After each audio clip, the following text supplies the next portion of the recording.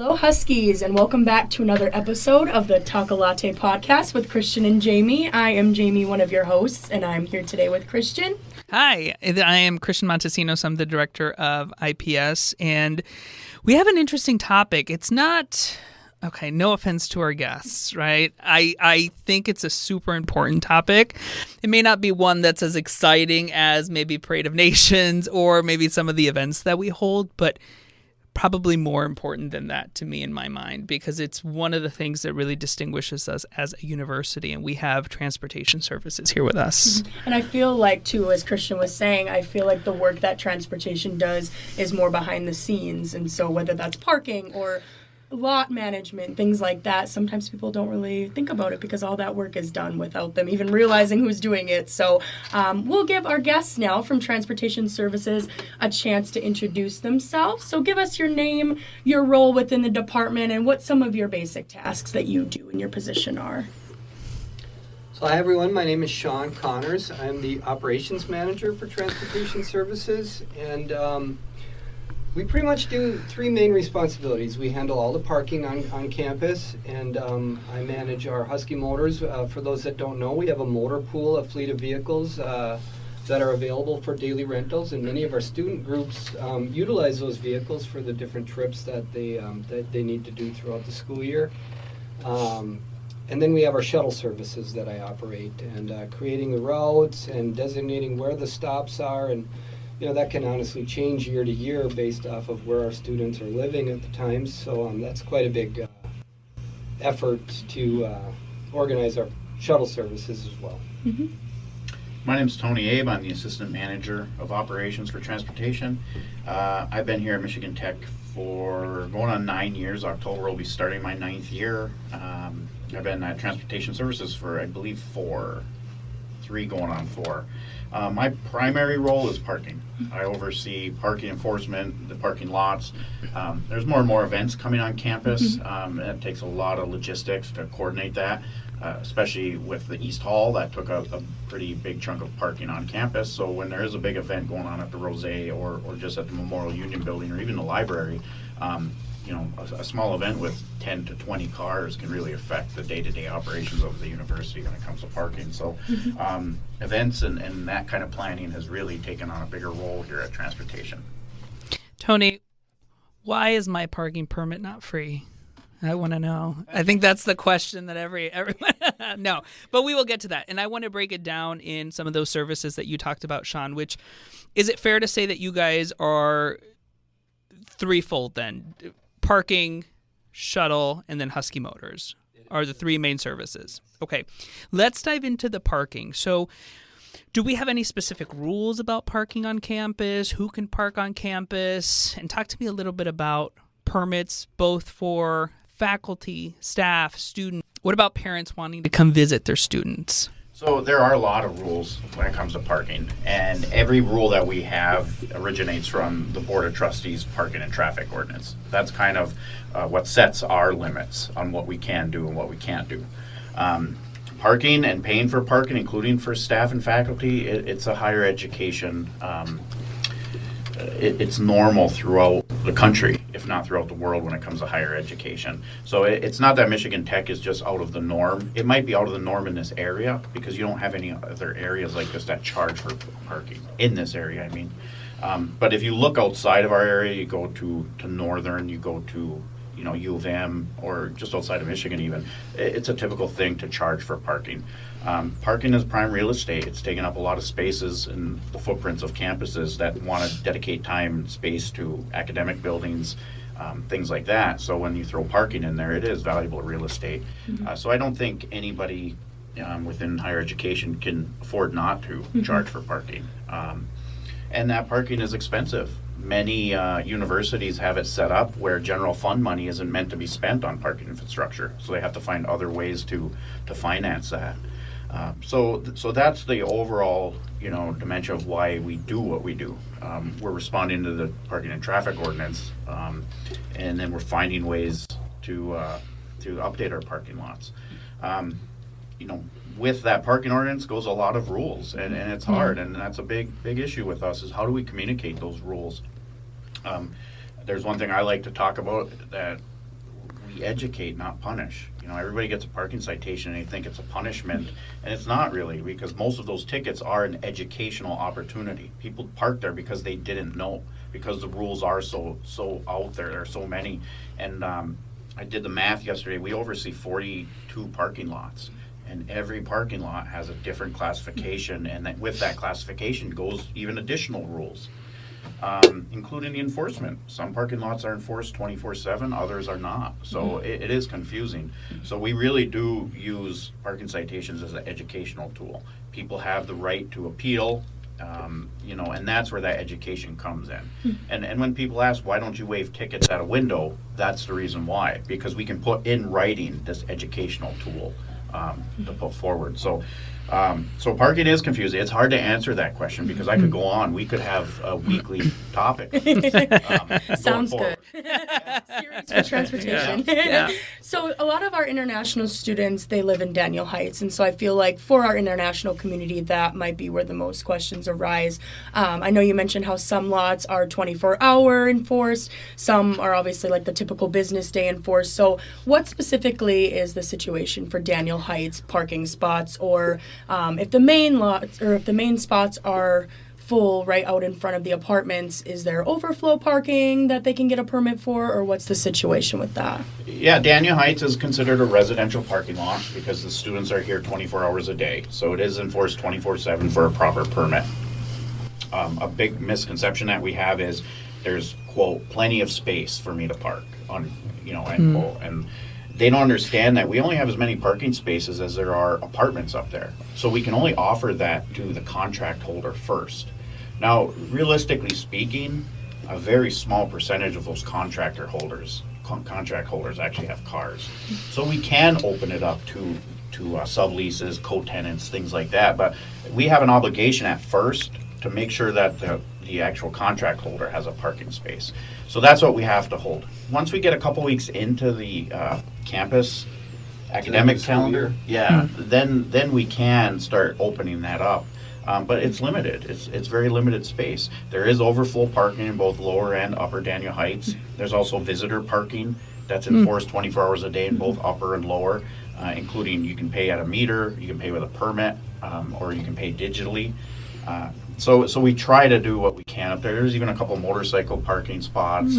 I understand IPS deals a lot with international students in Daniel Heights, so we take it seriously, and we try to be as educational as we can by saying, hey, we understand there's 30 parking spots open in front of your building, but we have an obligation first, you know, come see us in a couple weeks and we can get you moved. So Yeah, it's always common in the beginning of the year when students are all arriving kind of at the same time for them to see the open spaces and maybe not realize that somebody doesn't have their vehicle here yet, or somebody hasn't arrived yet, or the co-tenants haven't arrived, those kinds of things. So they see all the space in the beginning, and you know they're coming in relatively upset, and by the end of the conversation they're calmed down, and by maybe the third week of the semester they're actually coming in thanking us because they can see the big picture. Then it's a learning curve. We're talking with Transportation Services, Sean and Tony from there, and you feel free. They're in the administration building on the first floor. Go there. They have a lot of student support that is very, very crucial in helping you sort of navigate the campus. We have a beautiful, lush, rich, large campus, and I want to follow up with that with what about accessibility parking, and what about students that maybe want to get like a moped or a bicycle? What information do you guys have for that? I'll go with the motorcycle and bicycle. That's an easy one. Motorcycle parking, we have specific permits for that. And then we have specific parking spots in upper and lower Daniel Heights that say motorcycle parking only. Mopeds, same thing. They're classified as motorcycles. E-bikes, the whole university as a whole is still discussing that. Pedal bikes can be registered at public safety, and then there's bike racks throughout campus, including bike shelters attached to every building in Daniel Heights.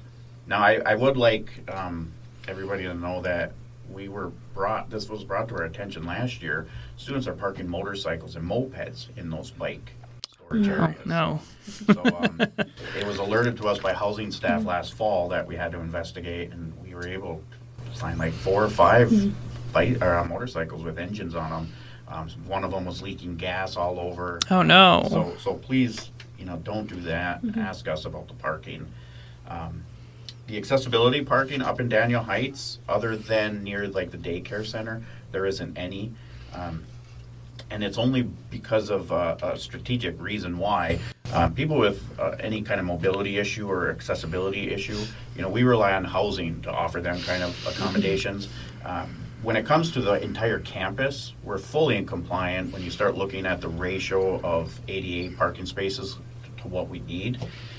But Daniel Heights, when you start looking around, you notice there are no ADA parking spaces. And we work with them on individual basis. If we have to add a handicapped parking spot, we'll do that.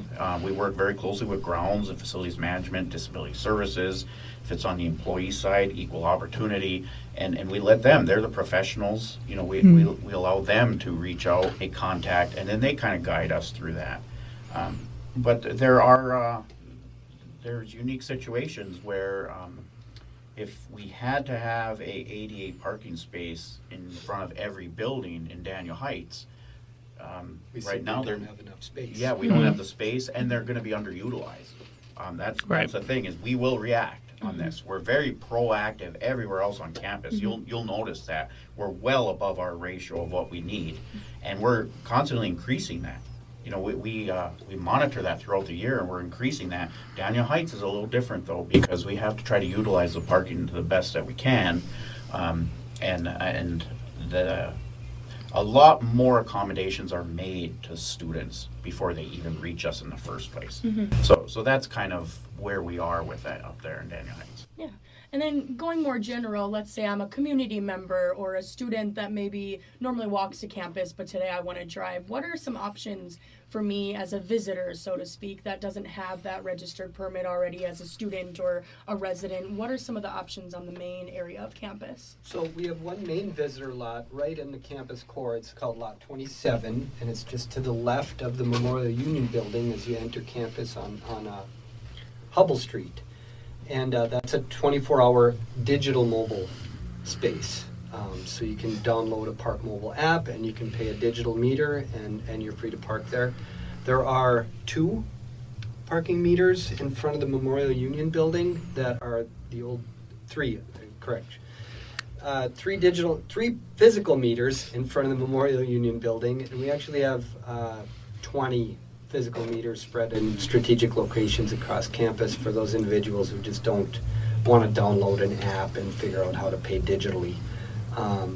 The rest of these spaces in front of the Memorial Union Building, and then taking a left, going in front of the admin building, those are all digital. There's a couple more physical meters in front of the admin building, and then a couple over by the Rosé, a couple up near the SDC, which Lot 22 has got visitor parking. Around the museum and the ATDC, there's visitor parking down by the Research Center, and a couple of spaces down by the trailhead, Princess Point, down by the M&M building. It's called Lot 31. So yeah, there are spaces for visitors. I think the challenge that we see are that there's a large number of students who, for whatever reason, don't want to buy a permit to park in one of our commuter lots. So when school is in session, our visitor spaces become occupied very quickly, and that's kind of a challenge that we're trying to address over time. So I encourage all students just to buy the commuter permit. We put a great deal of effort into providing a top quality shuttle service for our campus as well, and that shuttle runs through all of our commuter lots to help you get down there. I always tell people, when it comes to parking, we don't have a space challenge, we have a location challenge. Everybody wants to be right on the campus core, and that's where we're the most limited with space. So Sean, you touched on it, which is the shuttle. And so if a student does not have a car, if a student does not have a moped, a motorcycle, all of those kind of different modes of transportation, we are definitely known for our shuttle service. And I know that you work so diligently, so strongly in the shuttle service that we offer for the students. But we do get students that are incoming that are listening or that just got here and found the podcast and need to go to the grocery store, need to have a way to move around. And granted, I think when we're talking about future plans for parking, I think we've touched on the difficulty of location, infrastructure, all that sort of stuff. But when it comes to the shuttle, I think that we really shine with how close everything is. So what is the campus shuttle? For somebody that doesn't know anything about it, what is the shuttle? Where does it go? How can I take a shuttle? Give us all the information about that. So I'll give you a little bit of history too. I think it was as far back as 2012 where university leadership kind of started to recognize, hey, we're going to have a challenge here with parking as we continue to grow. And the shuttle service was born at that time. And I think our first shuttle offerings were a couple of large passenger vans at a very minimal expense, and we were shuttling people from some commuter lots or maybe Daniel Heights, some of the residence halls, to the campus core to get to and from class from there. And that has grown into where we now offer an evening shuttle service for those that need to get to shopping and the other appointments. A weekend Saturday shuttle service that does the same thing, gets you to downtown and some of the various businesses that we would like to support in our community. And then our number one focus would be getting the students to and from class. What grew from just a couple of vans doing a core operation is now we offer that same core group with a large passenger bus will be brought back for school year 25-26, and it'll have a beautiful new wrap on it for those of you that haven't had the opportunity to see that. And that does from the Memorial Union Building, to our commuter lot, to the SDC, to the museum, through Daniel Heights, to WADS, to the library, and back to the Memorial Union Building. In addition to that, we have a Houghton commuter that will go downtown every hour and then come back through mostly along Houghton Avenue and through the east and west Houghton commuter residences. In addition to that, we have 2 Hancock buses that are running. We may in the future have to bring that down to 1, but we're going to monitor ridership. The reason that we have 2 buses operating is the fact that a developer recently remodeled the old Finlandia Hall, and many of our graduate students, many of whom are international, have opted to reside there, and that's the reason we added another bus, to make sure that we don't leave anybody behind, I guess, if you will. And that particular shuttle does service to the ski hill, does service to downtown Hancock. It gets up close to the hospital, the grocery store in Hancock, the co-op, and then some various east, central, and west Hancock neighborhoods to provide service. It also does a stop at the health department. Awesome. Yeah, it definitely sounds like there's a lot of ground that's covered with the shuttle, and especially I love the shuttle. Yeah. Quite honestly, I drive to work. I have a parking permit, but I love our shuttle. I think that our university, and specifically transportation, really does such a great job with it, that it's easy to kind of jump on the shuttle, take advantage of that benefit that transportation works so hard to provide. So definitely do not miss out on the shuttle. It's such a great service that we provide for students. Yeah, when I was an undergrad, I actually worked in transportation services, and there were a few times where I'd fill in riding the van. I would be driving around the students when they were the big white Michigan Tech vans, so to see how much it's changed is amazing. But one more question that students might have about the shuttle as well is there a cost to ride the shuttle? Currently, there is no cost. And I think what a lot of people may not realize is transportation services, we're an auxiliary unit. We are not under the general fund blanket. So we do have to be supportive, and our revenue obviously comes from permit sales. And we would like to continue to operate the shuttle for free as long as we possibly can, but we're constantly evaluating. The truth of the matter is that costs in general are rising, and transportation costs are even rising faster than our normal inflation indexes would be. So we do continue to monitor that, and we will continue to operate for free as long as possible. But the truth of it, in the future, that may become, or a limited portion of it may become a pay-for-service model. When do the shuttles run for students, and how are they able to access those timetables to be able to know when a shuttle's coming? Great question. So the shuttle changes a few times through the year. It does operate year-round. So we operate in the summer, and we operate each semester. The day shuttles that are the commuters that I spoke of previously, and the core campus, those run from 7 a.m. until just before 6 o'clock. And then each day we have an evening shuttle that runs, that concludes at 10 o'clock. And then we have a Saturday that runs 10 to 6. So to kind of break it down, Monday through Friday, when school is in session, it's from 7:30 a.m. Some routes may even start a little bit earlier, depending on when the majority need to get to class. And then it ends at 10 o'clock. And then Saturdays are always 10 to 6. And when school is not in session, it's a 10 to 6 schedule. And that runs Tuesdays through Saturdays. Used to run Monday through Friday, but the voice of the students, the contract with our third-party vendor that required only 5 days of service, we gave students the option of running on a Monday or another day, and they chose to go Tuesday through Saturday. So that's the reasoning behind that schedule. But it runs year-round. Awesome. And I know with our winters up here in Michigan, it gets very snowy. We end up with snowstorms, so there might be travel delays or cancellations. How will our students know if something like that happens, where a route might be canceled? Great question, and that was one that was the second part of Christian's. We have it's called TripShot, and it's software or technology that allows someone to download an app. I would encourage everybody to download our TripShot app. You can access the schedule right from there, and any notifications such as weather delays or even as simple as the bridge is up. You can learn that very, very quickly.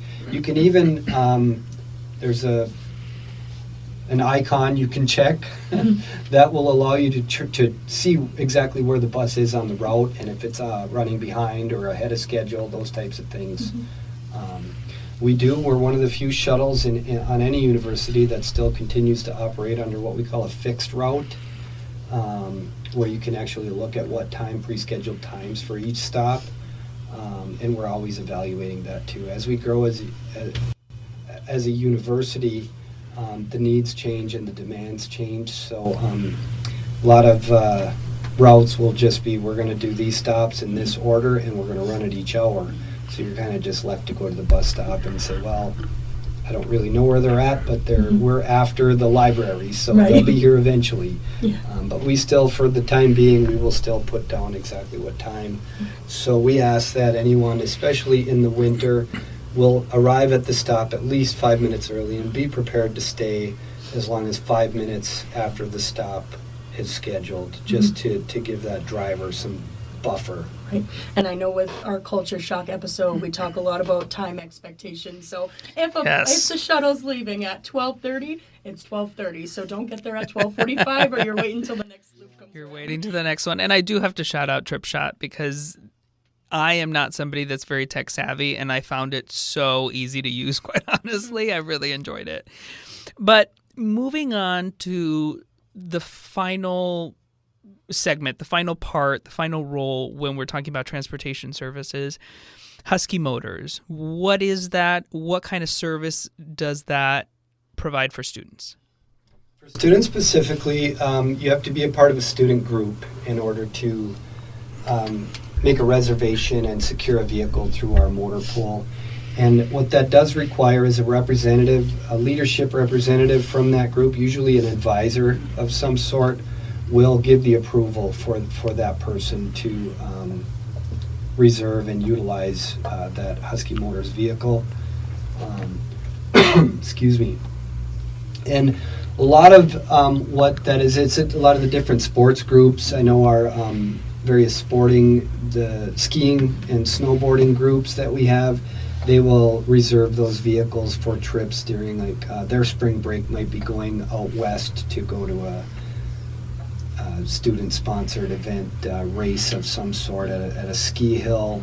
A lot of them that are doing sort of lab work out in fields forestry and things like that will utilize vans to go out and do some of their lab work.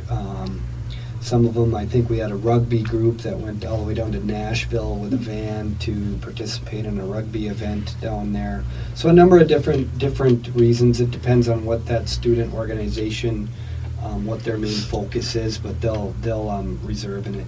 It's as simple as going on to, it's called Fleet Commander, and you can register or put in a request for a rental, and you have to list yourself as the driver, and then provide your driver's license number, and in conjunction with public safety, we'll do a driving record check on that individual just to make sure that we're in compliance on our side of things on putting that vehicle into someone's hands that it should be. And then and then you just show up the day of the rental, you pick it up, and we'll know when it's coming back, and report any damages if there are any. We always appreciate that. But treat it like it's your own vehicle, and it's there for you to use. Yeah, a lot of great services it sounds like you guys provide, so that is awesome. Yeah, and Tony, I don't want to forget you, but you have an awesome event that is happening in this term, in the spring term.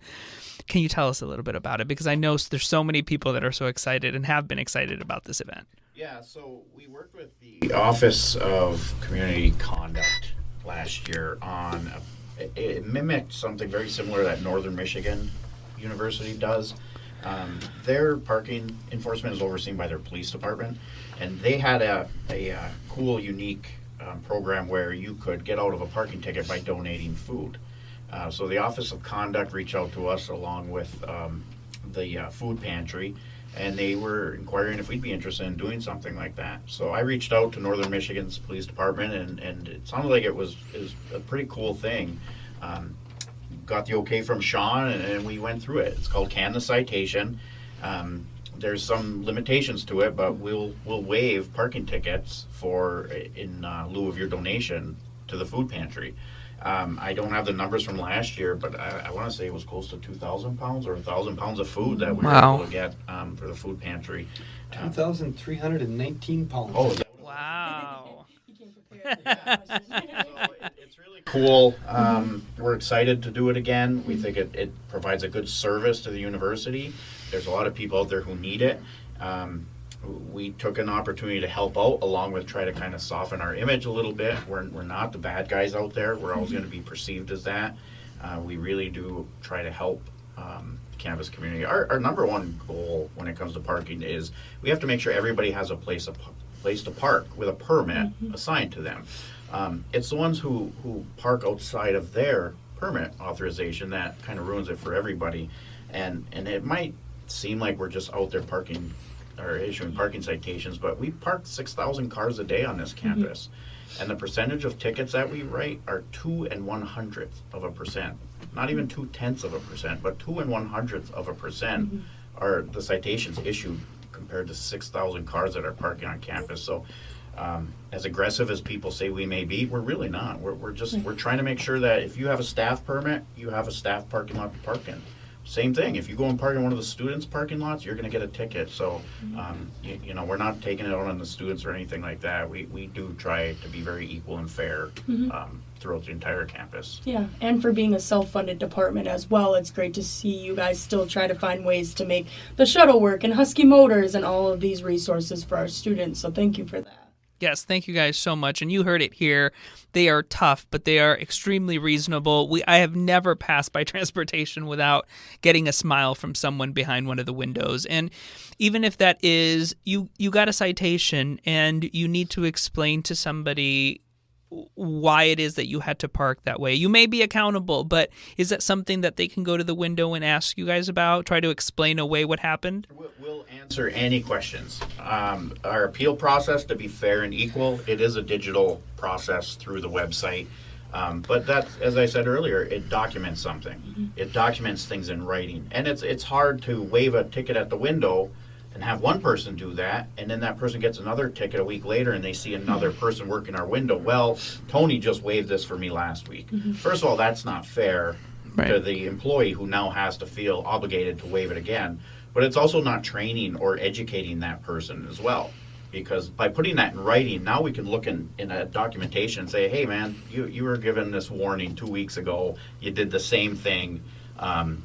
So that's what that is. But everybody can appeal a ticket. There's a 10-day window after you're issued the ticket, file an appeal, and if you don't like it, you can also file a second level appeal. And the second level appeal is taken out of our office. So we don't have no weigh in on that. It's sent to 5 independent members of the campus community. They are all independent of transportation services, and we like their take on it because they're not looking at it from the inside out like we are. They're looking at it from more the perspective of the parker who may have gotten a citation. They could also be a little, maybe not as lenient, but they could also be more aggressive as well because they know how serious parking is on campus and the challenges we face. And again, mistakes do happen, in education. It's great to see that you guys also follow that routine. I know we talked with academic and community conduct as well, and they both also hit hard on educate, not punish, but obviously, there comes a time where repetitive citations on the same thing, there's only so much you can do there. And I encourage everyone listening, definitely, if you have a vehicle, I'm highly impressed by the parking permit. Yes, you have to pay for it. And yes, nobody likes to pay for things, but transportation is so accommodating, Tony. I have to just hand it to you. You were so kind.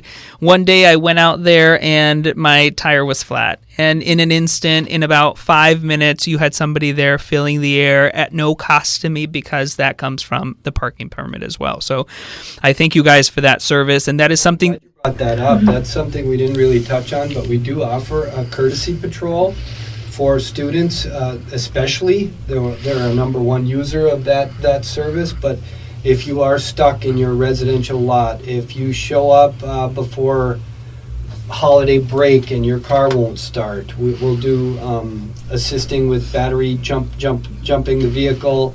If you happen to have run out of fuel, even we carry a gallon or so of gas, and we will put enough fuel in the vehicle to get you to the gas station. We'll help you get out if you haven't shoveled, which is very common for our students. They won't go until 3 storms into the winter and they have basically a moving snowbank. We'll help you get it brushed off and get out of that space so you can get on your way and get home to your family for the holidays. And we call that our courtesy patrol, and that's very, very popular. Yeah, and if you use it, and it's available to anybody on campus, staff, faculty, students, if you use that once or twice a year, it could potentially pay for your permit. You call a private towing company when you're stuck, that's going to be $150 to $200. You have a dead battery, you call that same towing company, they're going to charge you $75. So you could potentially pay for your permit just in those free services. Right. And after hours, after regular business hours, is there another option for students to call for these services as well if your office is closed? Yeah, public safety will provide battery boosts. Okay. They won't go as far with the flat tires or the fuel ups, but they will at least get you on the road if you have a dead battery.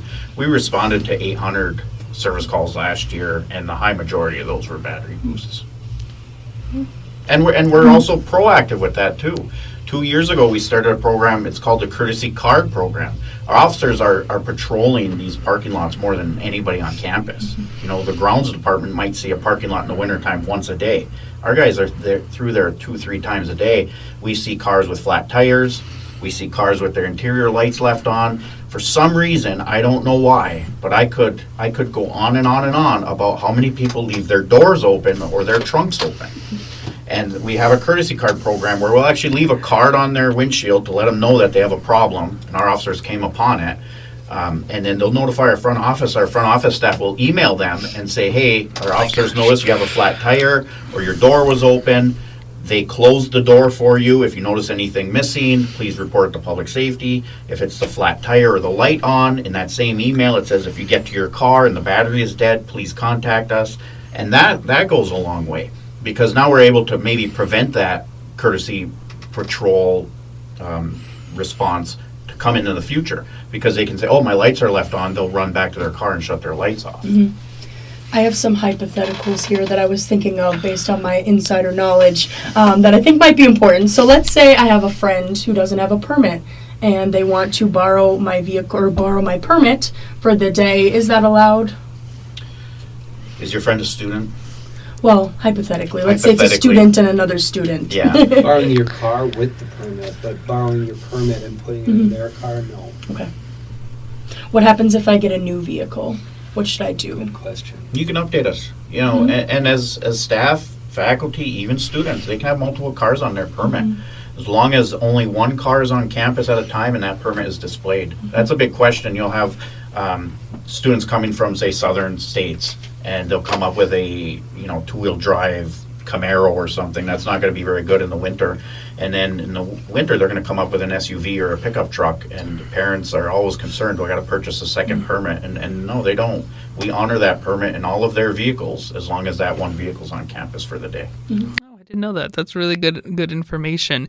I was going to ask what you guys love about this, what you guys love about working in transportation services. You guys have historically been in this industry for so long, but I think it's very clear to all of us it's all about service. You guys are really truly committed to offering an experience, I think, to students of how to make their life easier in a tough situation. But what are some things that you love about working in this department?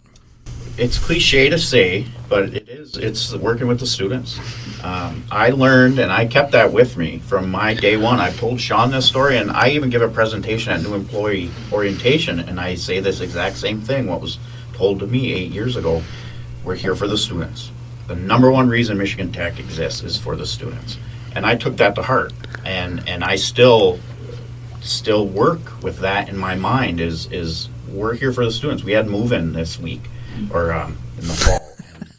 It's okay. Yeah, and there's a lot of frustration around campus. But if it wasn't for those new students, none of us in transportation would have a job. So I do. I enjoy working with students. I enjoy seeing them grow. You see them come in like they did in August as first-year students, and you see them graduate. And we're a part of that. Our department is there doing parking and traffic control during move-in. We're also there doing it for graduation and commencement. So we're kind of doing that full circle, and then we start hiring students. Under my supervision, I have 8 student workers. Sean has 3.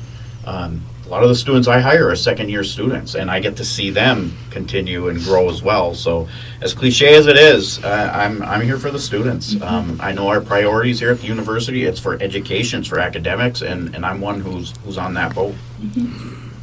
Yeah, I would second that. And I stopped calling it customer service. I started calling it customer care. And we really do care, not just in our transportation unit, but you can really immediately see that as I've been here a year and a half now. So once you get to know the campus community and all of your colleagues, you can definitely see they all care, and I really love that about Michigan Tech and our campus.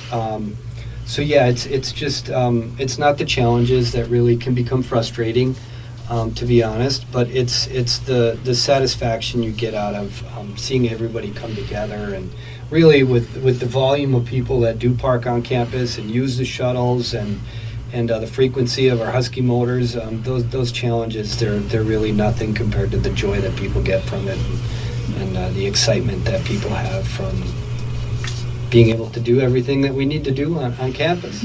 I will say, I was not thinking that this topic would be as powerful as it was. I really love you guys. I really love the department. I really love the work that you do. The service speaks for itself. And I think we've had international students work with you guys too, and they speak wonders about the department. They love working there. They love helping the student population. And so we just wish you guys the best. I think that you guys do such good work, and we are so excited to see that continue.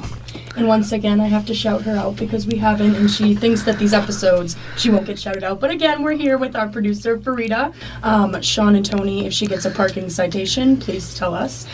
She's newly licensed, so. But yeah, again, thank you guys so much for being here and Thanks for what for you the do for warning. our students. We'll let you know her car make, model, and plate. But again, thank you guys so much. Yeah, thank you for Thank having you. us. Yes, you. of course. And we will see you next episode of the Talk a Latte podcast. Bye. Bye. This has been an IPS production with Michigan Tech University. If you would like to be featured in a future episode, reach out to us at ips@mtu.edu or come to our office in the administration building. Bye.